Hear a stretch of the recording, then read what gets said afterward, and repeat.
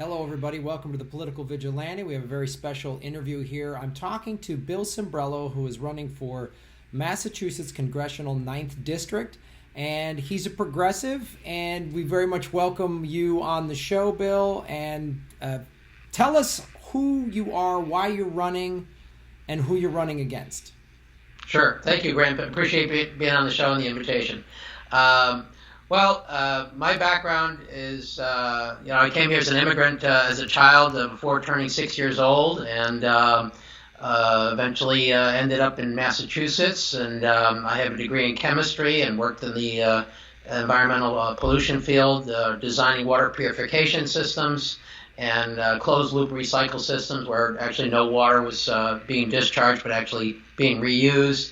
Ultimately, that industry that I was serving, which was predominantly the electronics industry, ended up getting farmed out to this Pacific Rim because of cheap labor and unenforced environmental regulations. And of course, we've all seen the scary footage of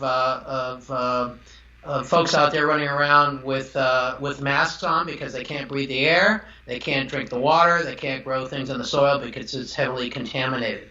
And they're paying the price now for trying to shortcut the regulations that were in place and still are in place here, which unfortunately, as we know, Mr. Trump is now also trying to water down, no pun intended.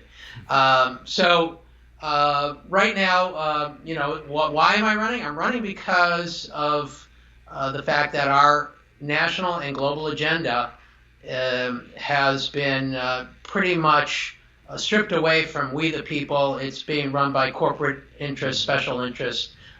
We basically have legalized corruption as a result of the Citizens United decision, and we've got a Congress that is basically being handed legislation by these same individuals and saying, here, this is what you're going to vote for, because if you don't vote for it, then we're not going to send you money and get you reelected. And that's corruption to the nth degree. And back in 2007, 2008, when we had the Great Recession here, I, at that point, was running a remodeling business. I had, pretty much given up the water purification side of the business because, as I told you, 90% of my customers went overseas. And so I turned a hobby, which was the remodeling. I turned it into a full-time business. I got my construction supervisor's license. I actually have my real estate license as well, but never really developed that. But the point is that in 2007, 2008, the Great Recession, it wiped me out. I came within literally hours of losing my home, and I'm not ashamed to admit it. My mom bailed me out with a big check just as they were going to foreclose on the house, and I was able to keep going, keep my head above water. But I've lived tough times. I've gone through situations where I've had to make payroll. And not paid myself because I had that payroll obligation. I know what that is. My opponent has never had to go through that. He's been in public as a public servant originally as a district attorney here, and so he's always been from that fold and stayed in there since he was 23 years old. He's been doing that.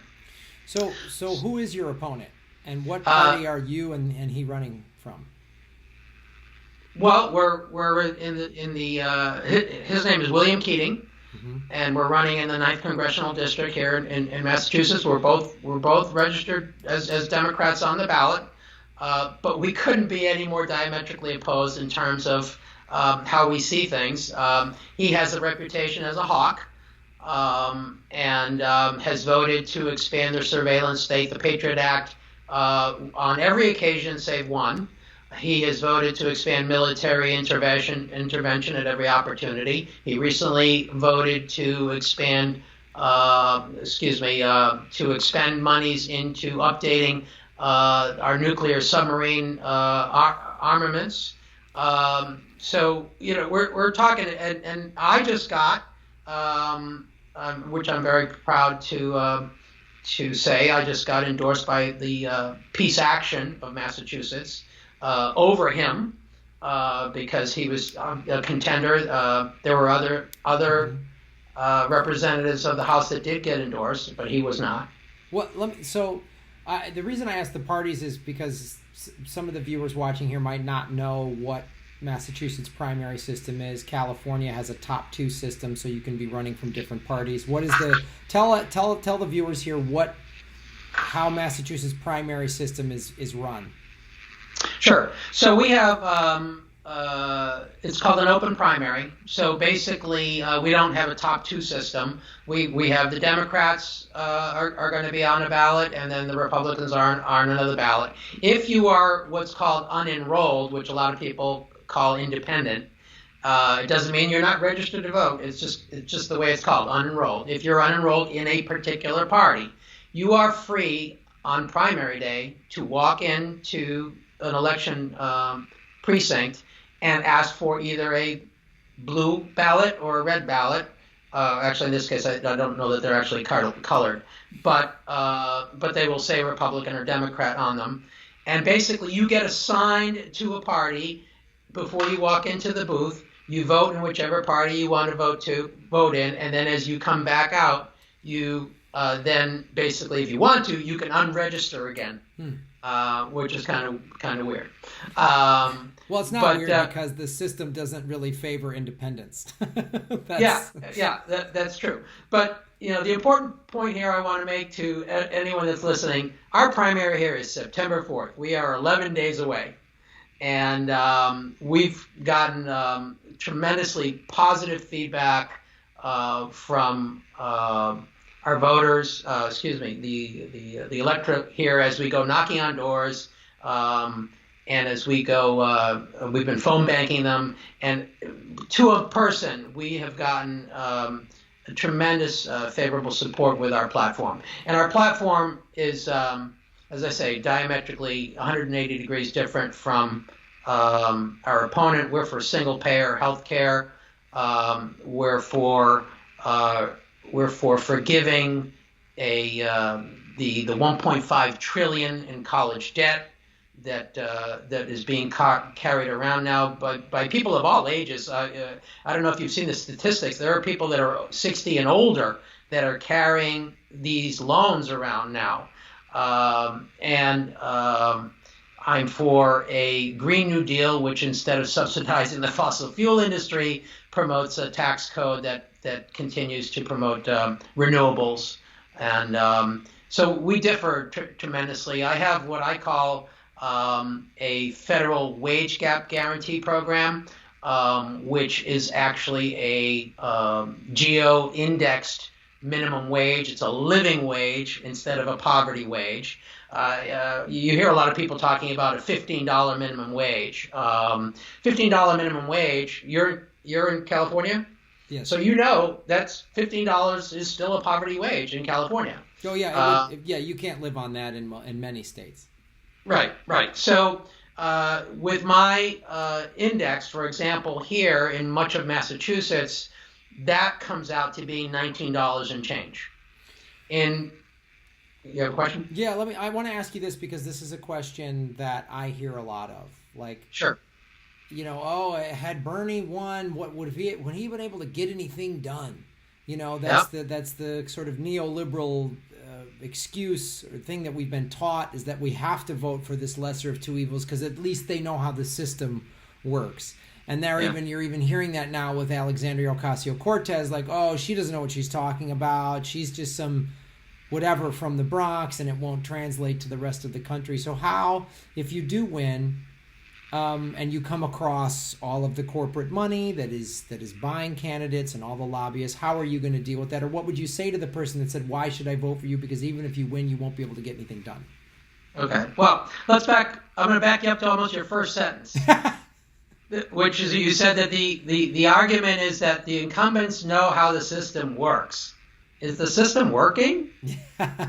What part of this is working for we the people? There isn't a shred of it. So what these people they're working to stay in this system. They're not working for us, clearly. And the evidence is all around us, because if they did work for us, would we not already be enjoying universal health care? Mm-hmm. Would we still be dragging around a $1.5 trillion college loan debt? No, we wouldn't.